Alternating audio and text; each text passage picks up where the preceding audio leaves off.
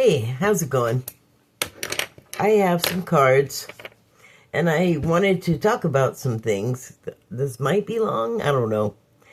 Um, so I wanted to talk about, like, when it hits home that, that,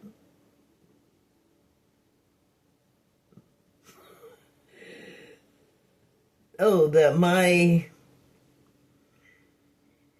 it doesn't matter unless you experience a thing is not just something said smugly to other people. So, okay, that came out very halting. I was thinking about how a lot of times I don't know if I've said it personally, but in like my online feed, which leans left, a lot of people say, I guess I have said it to myself a lot because I'm alone a lot. I'm just here talking to myself. But the thing that gets said is people don't care about something until they experience it themselves, like poverty or racism or anything. But I mean things on kind of like a larger scale to where it affects like everybody or a lot of the country. So the disconnect there to where, like, say it's things that happen to poor people and rich people just don't experience it, and then if they've never lived as a poorer, then it just doesn't compute. Like, they just don't see what the big deal is, why people are so upset, until it happens to them. But I was thinking about how, like, yeah, we say that a lot, but do we, like, turn it on ourselves and say, or ask ourselves, what are you gonna do in that same situation? Like, what would your response be? And if you don't have a frame of reference, you would be kind of lost. And it would not be like a good situation. You'd be vulnerable to predatory people and situations, and you just wouldn't know how to save yourself when, like, everything is. Well, it would just be like I'm picturing a drastic, dichotomy here. And so the person, say, and I'm gonna, I have to add here that the dynamic has to be the rich person no longer having access to all of the good stuff and power that they used to have, kind of like what may be happening to a lot of people right now in the States.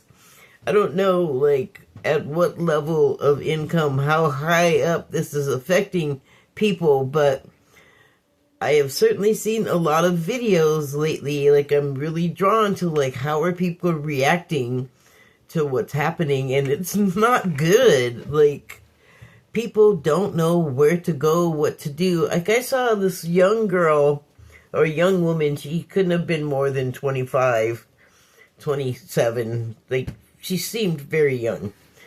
And she was saying how she didn't have enough money for all of her living expenses. And she said, I don't have anything luxurious. I have a bed and probably a TV or a computer or something. And she's all, and then a washer and dryer and a car. And I'm like, and you live indoors too. And I'm like, a washer and dryer in your house, in your own place that you're renting? I don't think I've ever had that. I mean, I know it's available, but I don't think I've ever had the amount of money to spend on rent that'll get you that in the apartment you're renting. So I was like, oh, and the car. I mean, I've had cars, but for a number of reasons I don't now. For one, it's my eyesight. Like, I don't think I can see well enough to warrant the whole driver's license process. And then I also don't have a car because I wouldn't have enough money for gas. And if the thing had some sort of problem or breakdown or an auto accident, like, there's always some kind of crap waiting to happen with a car to cost you money. So no car. But if I could see properly and, like, I was in better physical condition, I'd be out there working just like I did, just like I used to. That basically got me in this condition. Anyway. But yeah, so, like, I don't see it if you flip the dynamic around and it was the poor person you're already poor. Like I was saying, you don't have all of the things. If you care about those things, and some of them are necessary, like, clearly, I can still do laundry even though I don't have the units in my home, right? But, first of all, the getting rescued by somebody rich if you're poor, ooh, like, I can't picture it. Like, it'd be like a real fairy tale about now, because the rich people are mad at everybody else and making our lives difficult. Like, they could lower prices, but they're not gonna. In fact, when things change and get better, they probably still won't raise or lower those prices. But that's about what I expect from that community, which is why I don't expect them to be rescuing anyone. And no poor person is going to have to adjust to, like, having all of the stuff that you need at the moment you need it. Like, you don't have to wait 6 more months until you saved up enough money to get the car or the washing machine or whatever the thing is, because that's how it always is when you're not one of the more money people.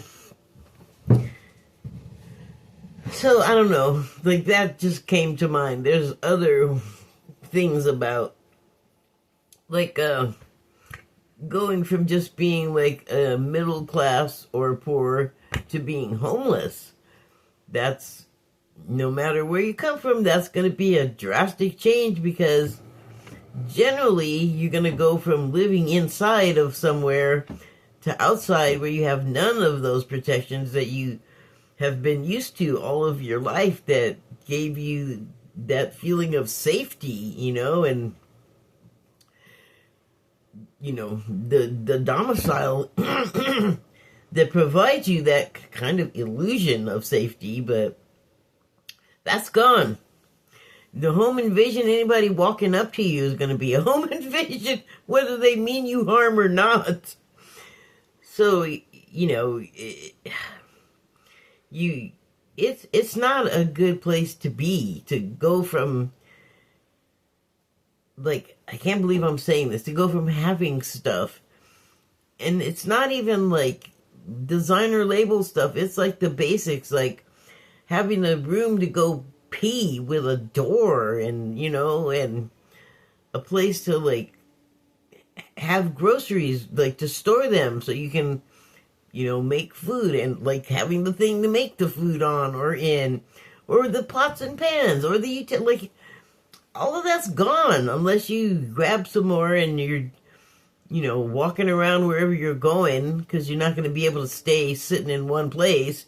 You're not allowed to do that because, like, homeless is illegal. They haven't said it as much, but that's how people are treated, and it sucks because those people were just like you the day before, like, they had the job and they had all of the stuff, and, like, now that they don't, they're a pariah. And it's like, wait, a lot of times people try their hardest not to end up there. So why are you like blaming them? It's crazy. Like, I don't know. I feel like don't do that because it might boomerang back around and go, oh, it's your turn to experience the very thing you have scorned for somebody else have happened to them. It can be avoided though. I mean, maybe not the homelessness, but like the bad attitudes and the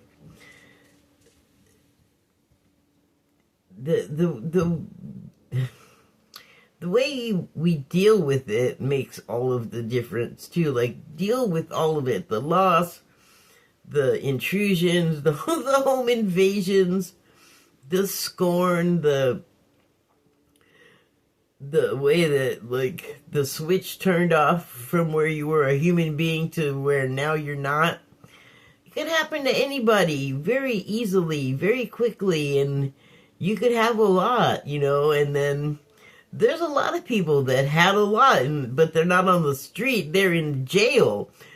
Different kind of deprivation, which I have never been, but I feel pretty sure you don't have any idea until you actually are there. And I don't need that experience. Like, I'm fine being ignorant of it, and I hope to stay that way. So, I don't know, like, if that makes any kind of sense, but I just thought, like, oh, well, I'm so busy issuing. Well, you wouldn't feel that way if you experienced it, or, you don't get it. You're just never going to get it until it happens to you. And it's like, there's almost an air of like, and you deserve it on the tail end of that. And that should not be, because if people end up with those particular changes to their circumstances, that's nothing to be making fun of people over. That's a sad thing that happened to them. Okay, and so, here's another thing that I was thinking about is the food crises that we are currently experiencing with the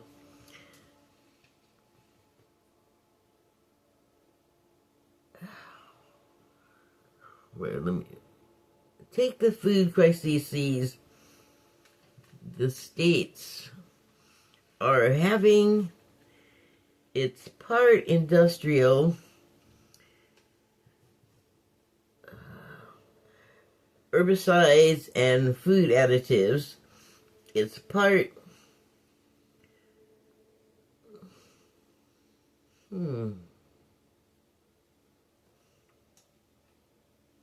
pesticides. It's partially atmospheric, climate change, and part economic. Industries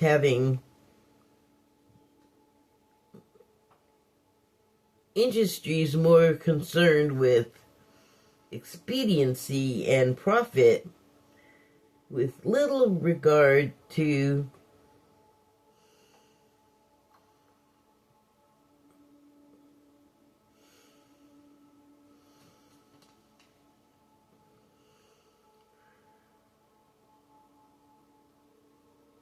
what?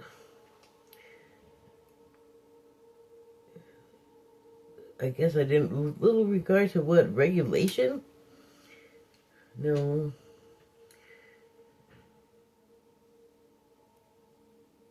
With little regulation. Okay, so with little regulation is proving to be exactly the people. To be exactly what people warned.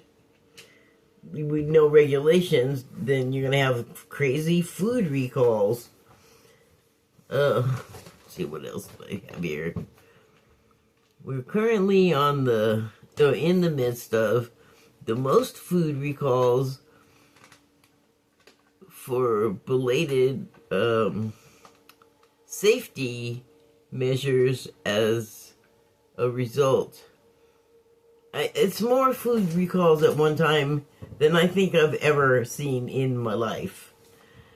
It's like crazy, and I know people in those videos I've been watching have been going, what can we eat? What is there left to eat?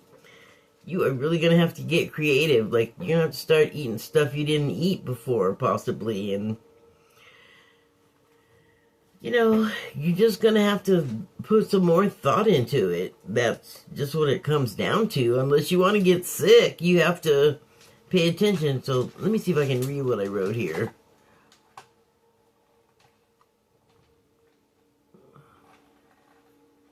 Most food recalls for belated safety measures as a result of not having the regulations. A small saving grace is some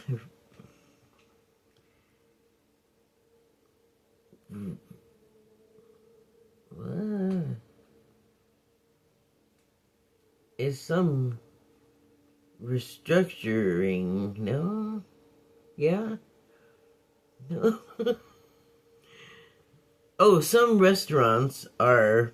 Oh, okay. So one saving grace is some restaurants are doing the tracking and sourcing work on their own.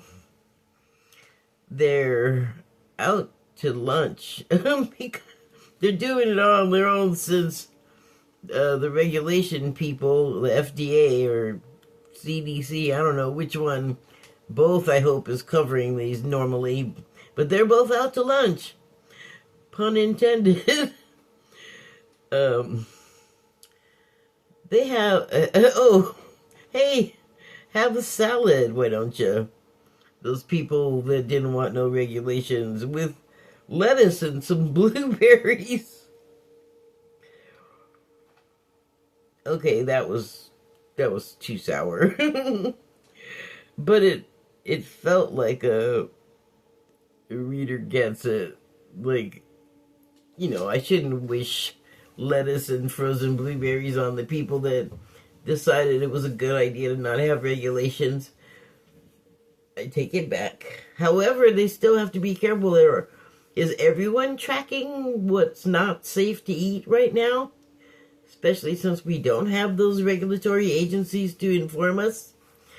It's like our responsibility right now. And that's, I think, a change for a lot of us. Like, we really have to inspect even more closely the ingredient labels. Like, I think people are starting to catch on that, like, the food ain't really food.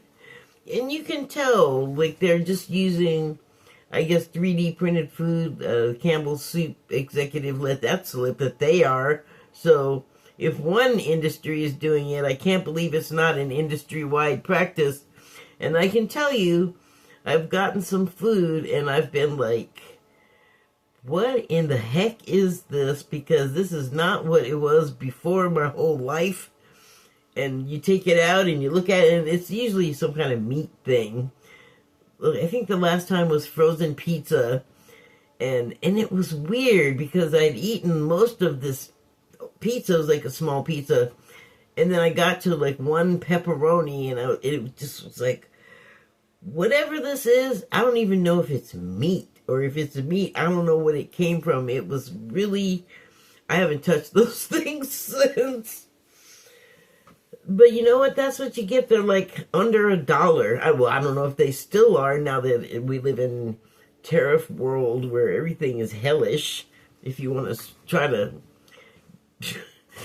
Can you have money for anything right now? Who does? I don't know. People do, though. Okay, and then I have a third thing. Regarding the beef allergy situation that I feel will mutate its way to the consumption of all flesh. Well, I feel like the allergy will mutate its way to all flesh.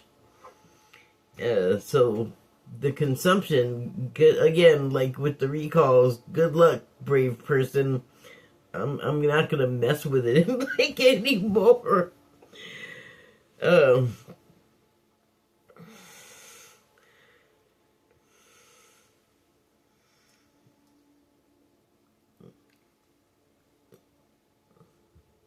Huh.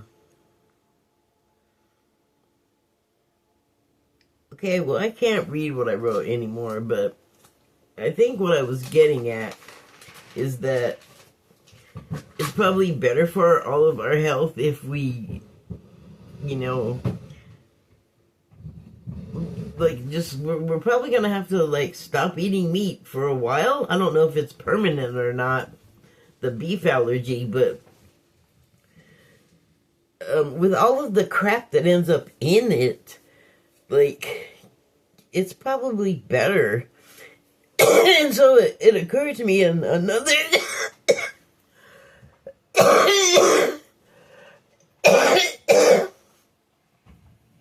another saving grace is that now all those soy farmers, although I don't know what happened to it now, if it like just rotted or whatever, but if they were able to harvest any of the soy and then were unable to sell it, I have been saying the whole time, we could use it here. There's hungry people.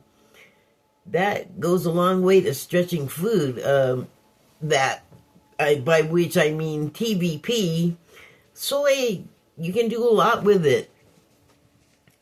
Maybe those factories could repurpose, reuse, recycle, reconfigure what they do with the soy. You know, like, if we're gonna have to keep it here and they have no buyers overseas because of tariffs, then sell it to us. We're gonna have, like, not beef is gonna be, like, gone for most of us for one reason or another.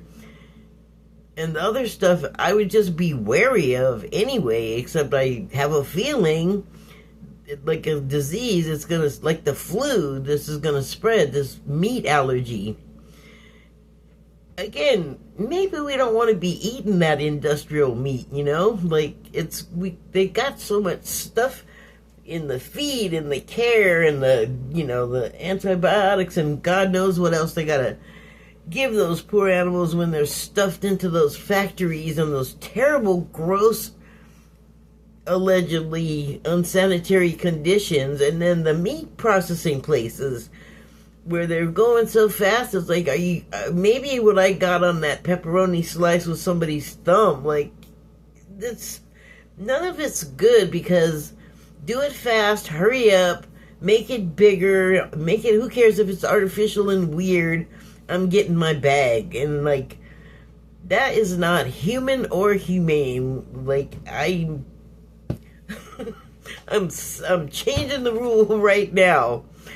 Behavior like that is inhumane. You're not a human if you want to pursue doing it. I don't have a gavel, but bam, there you go. So, you know, maybe, you know, that could create a bunch of jobs, as, like, you know, doing stuff with soy. And maybe it doesn't even have to be stuff you eat. Like, maybe we can make plastic out of it and replace the, like, biodegradable plastic, or plastic that doesn't, like, harm everything it touches. I don't know. So, those were the things on my little brain. So I have some yesterday cards. What am I doing on time here? Oh, pretty good. Okay, so I have some declarations of Mary Magdalene cards, yesterday and today. Yesterday's are two that were stuck together. Number 32 says, "Only wish unto others as thy wish to thyself." I mean, it's better than the alternative, in my opinion. If you lead with crappy, what are you going to get in return? Crappy. I mean, that's pretty elementary, right? Okay, so this card is number 37. And it says, to see with the eyes of the heart is to see beyond all time, space, reality. And I think that points to seeing below the surface, like seeing to, like, the heart and soul of the person that you're in front of for whatever reason. And, you know, I think that is a moment to remember that everybody's, like, human here, you know. whatever differences we have, perceived or actual, we're still like human people. We got more in common than we have different, and I don't know, like the fighting that we constantly do, is it good for us? I don't know. Can you imagine if we weren't angry and fighting all the time? What the world would feel like, what the United States would feel like if we just decided for, I don't know, 10 minutes to not be at odds with each other. I mean, I could just feel a whole different atmosphere just waiting to just be, because all of this other stuff that we always do, it makes us feel bad, and we're so like wrapped up in it, we think we can't stop doing it. But we can, we just have to choose to. And that, you know, like with the meat thing, I know something I wrote in there that it's just too hard to read right now, but I know that I was writing about how with the removal of the meat from our diet, and then if we replace it with all of this extra soy, that it may not be still there. Like I said, it may have rotted. I don't know what happened to that particular crop, but you know, if they have another crop that grows again the next season, we can use that soy here, or, you know, we could make it to the point where our picky asses could accept it as a meat substitute and make it so good that we would have a product that other countries might actually be interested in, like close ones like Canada and Mexico, and maybe we could start to unalienate ourselves with them. That would be nice. But I think that it would be a hard transition because people just don't want to give up their beef. I don't know, like, people may not remember this, but there was a time when Oprah, I think she just said something about beef, and the whole beef industry took such offense that she had to, like, go to Texas and, like, bow down to a cow or some shit. It was ridiculous. It was like this big, like, Texas was having a big spaz, in my opinion, because literally she just made a comment, like, had an opinion about beef, and they're like, you're gonna take down the whole industry. That was not happening, like, ever, so that was just baloney. Okay. Anyway, I have a couple of cards from my starseed oracle deck, which I haven't used in a while, but I just felt like today was a good day to pick some. Where's this? Okay, I guess this is the one I want. And it is, oh my, maybe this was not the best choice. I have to get my magnifying glass.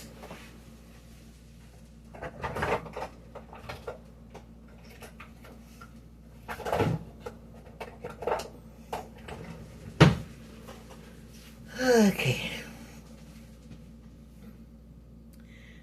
This is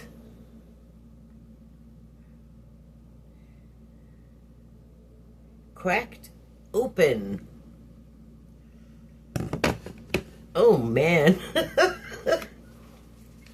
Well, you know, in light of the discussion, I feel like this, some of the people, like, they can't handle transitioning from flesh to soy or other meat substitutes.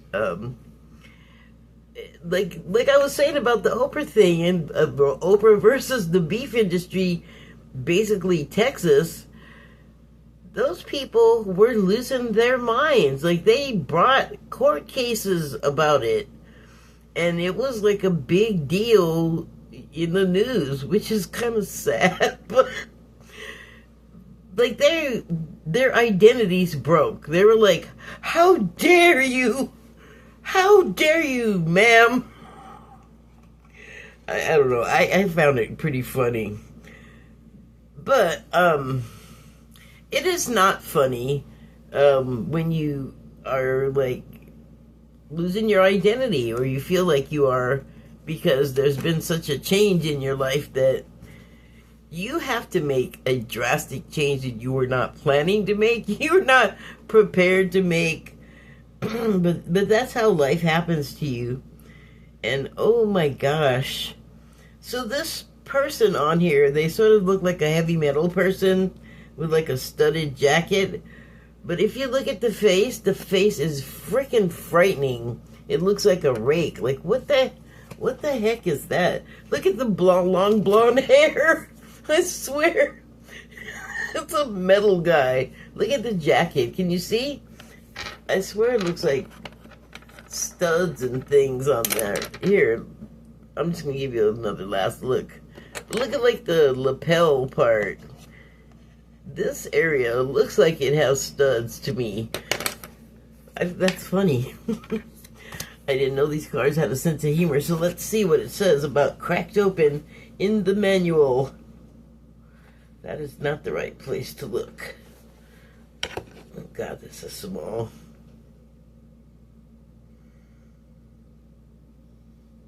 Oh. This page. How many down is that? 4?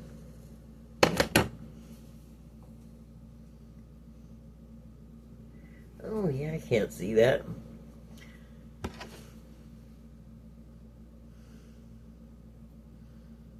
$32.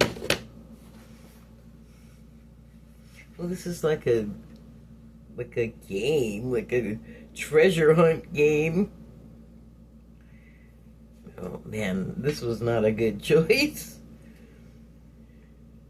for the unable to see. What page are we on here? 38.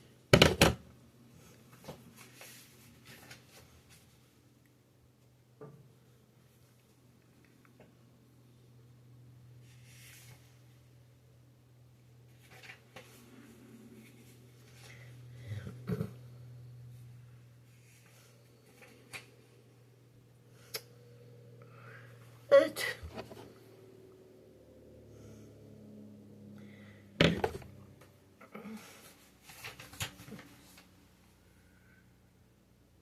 That's not right. That is page 32, but that's not cracked open. I'm sorry, this is taking a lot longer than I was expecting it to. One more time. Cracked open.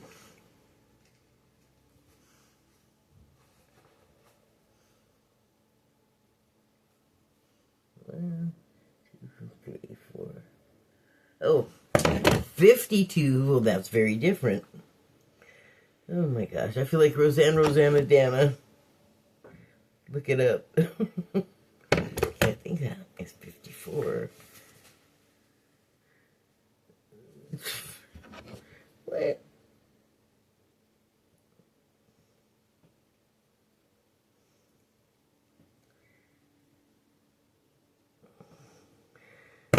$56.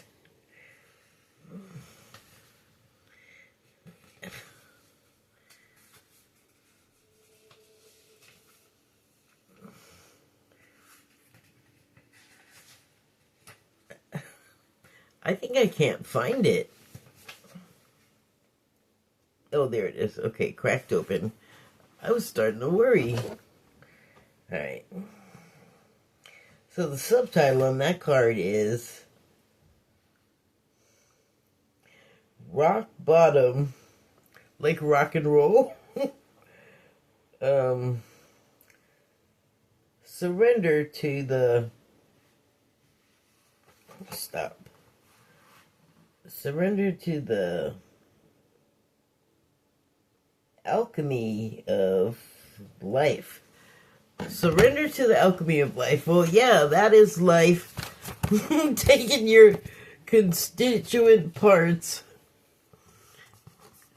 mixing them up, cracking you open to pull out those precious elements, and reforming you, like training your palate for like the not meat of life. Like, because I know, because I cook, that for a lot of cooking, a fat is going to be used in the dish somewhere, and that could go from butter to bacon to like salt pork or a ham hock. And those add like a particular thing to a meal that's recognizable, and it also behaves in a certain way alchemically as you're cooking. And so to go from that to soy, especially if you've never had it before or whatever, like seitan or washed flour, like all of these things that, you know, vegetarians use to supplement in place of flesh-based proteins, they don't taste like flesh. They don't behave like flesh. They don't have that same kind of fat. So you're going to be going through a transition. Like, you might be broken. Okay, let's see how, if we can labor through the next two cards. Okay, between... No, not between. Loosen your grip.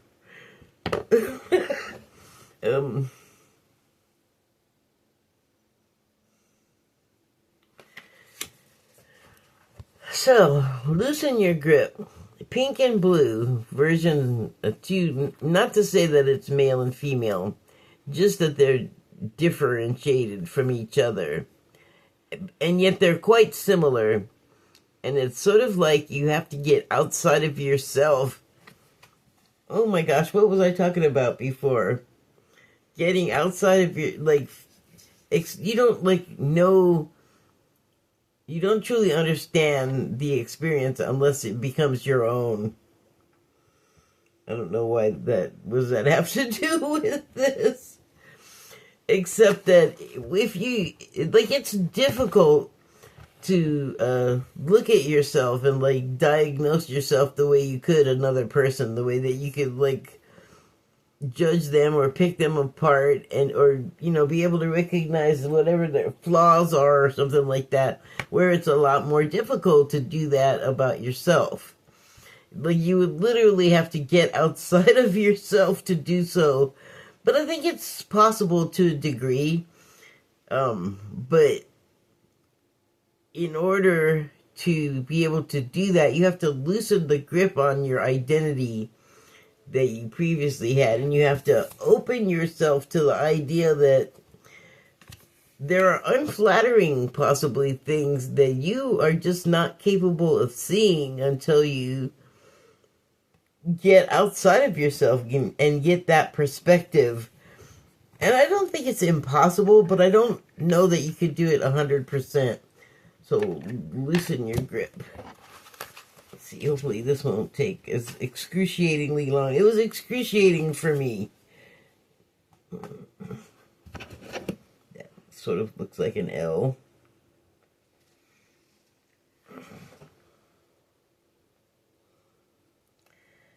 Loosen your grip.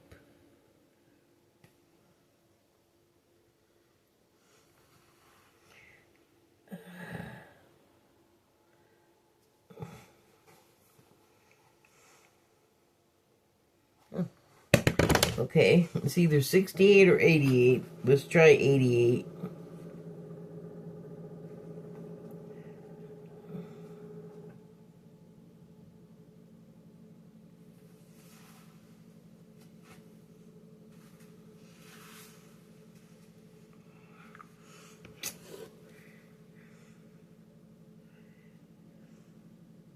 Oh, wrong way, wrong direction.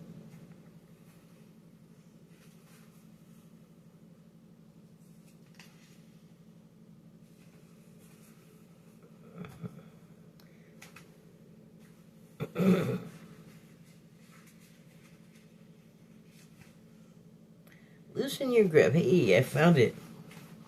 Okay, so the subtitle is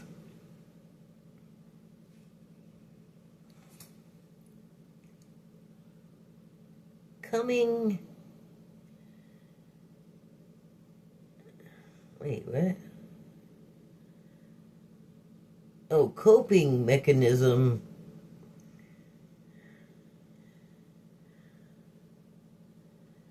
Density.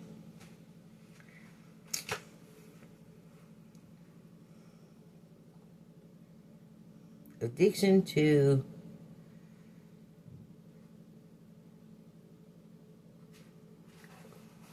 hold the phone. Does that say God?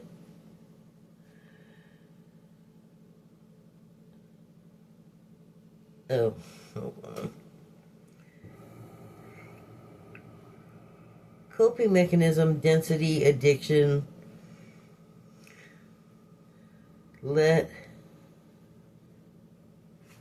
God, will you stop? Let God in. Well, okay, I mean, I get that.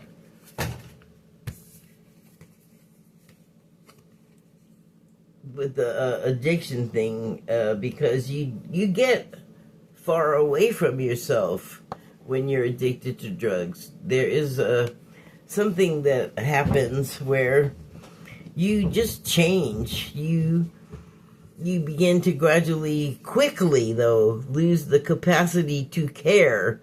Where, I mean, I feel like this is where it's gotten kind of extreme with the drugs getting between you and like God, or let's call it knowing the right thing to do or not.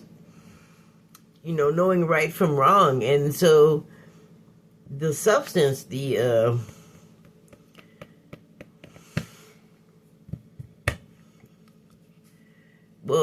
addiction, but that's not the word I wanted to use. The dependence on the substance makes the substance larger than everything else in your life, more important than everything else in your life, because it is a physical thing where your body, like if you're hurt, your body will redirect resources to the area that needs the most help, and other things might be lacking while that's happening. But you're in a situation like that, you're taken out, like you're down for the count or for a while you can heal or be repaired. And so the rest of your body is going to kind of lose contact with like everything else, probably because the main resources have all gone to the area that's in distress. It's like a skeleton shift everywhere else. And so that focus of attention to those kind of details that comprise your life, you know, you like the way you live, the way you feel, the way your body is acting. You have been separated from yourself. Like you become this other person that doesn't care about any of the people or things that you cared about before, unless you can get something out of it to help you get your next serving of your favorite substance. So yeah, that really makes sense. And then like as far as it being like between you and God, it's like between you and good sense, you and like a conscience, you and being an authentic person that's not lying to people that maybe are very close to you and are not expecting this person to be telling them BS. Everyone gets something out of the whole addiction experience, whether they're the addict or the person around the addicts. Like it's everybody gets to play. Okay, so this is the last card. What does that have to do with what I was talking about, though? Oh, I guess I already kind of touched on that at the beginning. Never mind. Okay, so this last card is...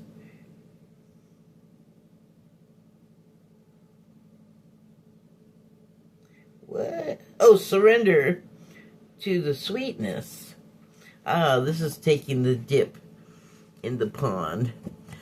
So, this brings me back to...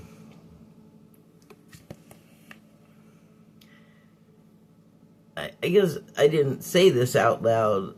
Part of the thing that I was thinking about that I didn't actually write down, but I guess I'm thinking about it, so I'll mention it, is the whole recycle, reuse, and repurpose thing, which I did write about that in there, but I don't think I talked about it. It was referring to the soy, and instead of like selling it the way we would have, that we now can't because of the tariffs. Like we couldn't when the time was when they were still trying to sell it. And so everyone is gonna have to like make changes, and I feel like I don't want to say lower your standards, but like lower your standard of living, I guess. Like what's been really strong on my mind lately too is living within your means, and then seeing people suffering that can't live within their previous means, and so they're not, I don't know, making the connection that's like you don't, that's not your bracket anymore. Like those are not the means you are capable of living within. Like you have to make a switch. Like you have to change your whole way of thinking, change your whole being. You're not going to be the person that's like buying like the most expensive thing or the best thing or the best label thing. Like you're going to have to get something cheaper that you maybe would not have touched before, or find something to do. Like it's so expensive right now to do anything.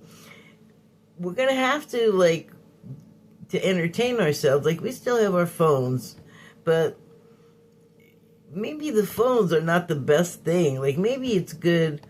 Like one thing I was talking about in what I wrote is that when you are making the transition from meat to meat substitutes, and the whole flavor profile is going to be different. So you're going to have to be making this transition. You're going to have to relearn. You're going to have to retrain your palate. You're going to have to learn how to reuse, recycle, repurpose stuff that maybe you would have tossed out before. Like maybe you learned that peels of something is good for something that you didn't realize before because you didn't have any reason to look, because now you're expanding your horizon. You're, using this new alchemy to make it work, to make it palatable, because your kids are going to go through this too, and kids are picky. They're going to be like, what the hell is this mess? I'm not eating this. Like, it's going to be a transition for everyone to deal with, this meat thing. So, maybe, we know the phones are causing us a lot of problems emotionally for the kids. Like a lot of the platforms, like if you are on like a Facebook, which I think Facebook is like a hole with teeth. That's what I think of Facebook. It acts all innocent. It's like, oh, are people getting hurt on our platform? We had no idea.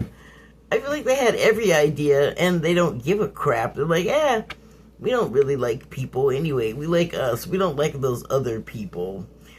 That's the vibe I get from like the tech people in general, the rich tech people. But anyway, regular people, normal people, well, I feel like I already am like thinking about transitioning from having a phone with so many, they can have apps basically to get stuck in. And if you can't, like, it's like going into water that's deeper than you can, like if you can't swim, if it starts to get up to like your neck, you shouldn't keep going out into the water. You should stop. And I feel like that's kind of where we're at with the phones. It's like we've all gone into the deep end, and we didn't really know how to swim in this water. Like the water got rough and choppy and ugly and predatory. And so, I don't know, Facebook is a shark, I guess. I don't know, jellyfish. something unpleasant that you run into in the deep water, that now you're in the deep water and you gotta extricate yourself from that. And so I just feel like I want it to be simpler. I certainly don't. I don't have kids that are being damaged by this, but I know adults are too. I'm sure I suffer some form of damage that I'm not really perceiving because of all of the time I spend with my face pointed at a phone. But it's also become like you gotta have it to do anything. I don't know where that accent was, but it's kind of like I'm sick of it, I guess. I think we all are. But the point I'm trying to make is that I feel like we're going to move to simpler things. Things that perhaps don't require power and don't have to have some electrical thing like bouncing a bunch of G's off you constantly. Something, I don't know. But I just feel like we'll move to simpler things because maybe power is not going to always be guaranteed, you know? Or maybe you're going to be in a living situation where you're not even hooked up to power. And that's something that you have to, like, go somewhere else to do. And so, what I'm getting at is I feel like simpler things, like maybe board games or card games or just sitting around telling stories or playing word games, like even playing the dozens with each other is entertaining for a while, you know, and that requires nothing but a brain and a mouth and ears. And so, or stargazing or bird watching.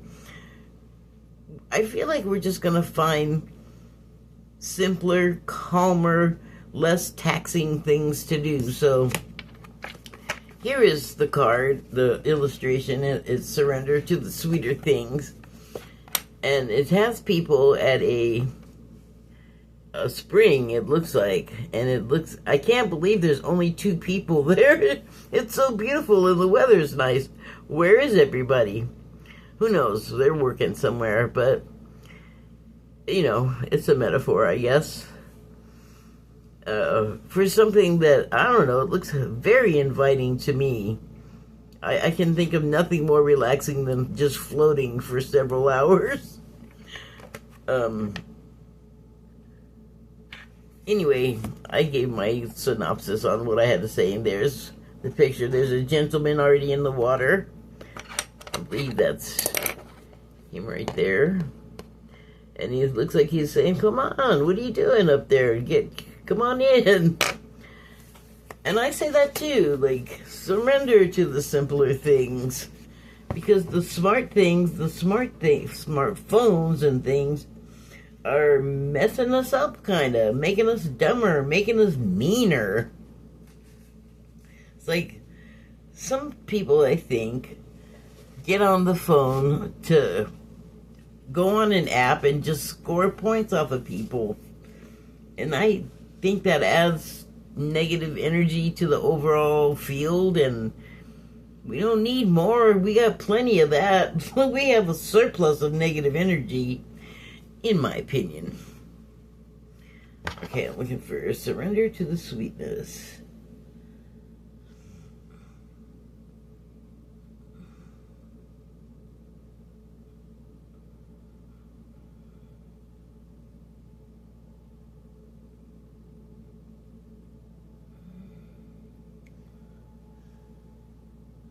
Okay, I believe that says 112. I didn't realize this book went up that high. It's kind of small.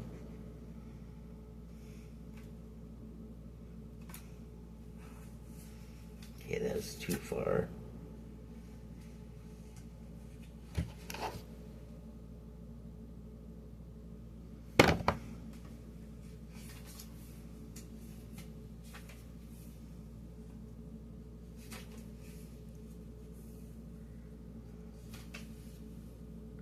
Here we go.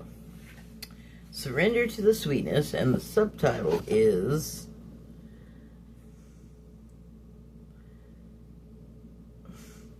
Venus Energy, Lovey-Dovey, The lovey-dovey is my comment. That's not in the subtitle. Going back to the subtitle. What does that say? That does not say pressure, does it? I think it does. So, Venus energy.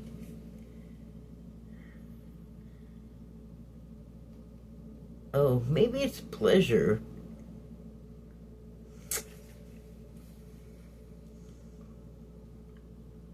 Yep, it's pleasure. Joy.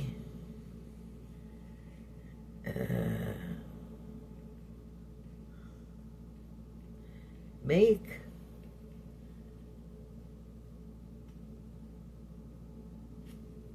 love to life. So, Venus energy, pleasure, joy, make love to life. I don't think that variates very far at all from what I was saying. Although it didn't go into much detail. That's what the picture is for. But, I think a lot of times about what's in the news that's bad and scary, but I also see many of those bad and scary things, I don't see them being able to go forward because there's either the public is against it, or it's just not a good idea. Like, maybe it looked like things are going to be one way, and then society took a turn that no one was expecting, and then this idea doesn't end up working out, and what's left behind, if it's, anything from, like, just an idea, I suppose, to an actual, like, structure, like a building, can be reused, repurposed, recycled. Like, we need to, I feel like, take advantage of that, because I feel like we throw away a lot that has a lot of good use to it still, and we've just gotten used to this terrible economy of cheap things that break, so you have to keep buying it. It's like, I keep seeing free things that I can get online, and it's like, I don't want them. I kind of do, but I don't, because I have enough junk. Like, I feel like, we're at a period where we can rethink, like, so many things and have the conclusions just tend toward the betterment for everyone involved. Like, I'm not even trying to make it like some kind of weird crusade or something, but why can't everything just be better for everybody? Why does it have to be, like, political? How about if I just don't want you to be hurting, whoever you are? Like, I don't want you to be hungry when you don't need to be, or cold when you don't need to be, or too warm when that's the thing. Like, these are things we all experience. Across the board, everyone does it. There's no one that doesn't. So, it is a sameness that we can all, like, admit to, and we don't have to feel weird about it and change our political party or our sexuality. Like, it's not even that heavy. It's just like, we all need to breathe air, we all need to drink water, we all need to drink food. Why are we making it hard on each other? Well, I know why some of us do. Some of us are mad at the rest of us for daring to complain about the condition of things, but it's like, you're wrong. We're right. I blew out my elbow, so I have to drink like a feeble old woman. Feeble little woman. Okay, I'm not gonna babble anymore. Thank you and good night. Boop.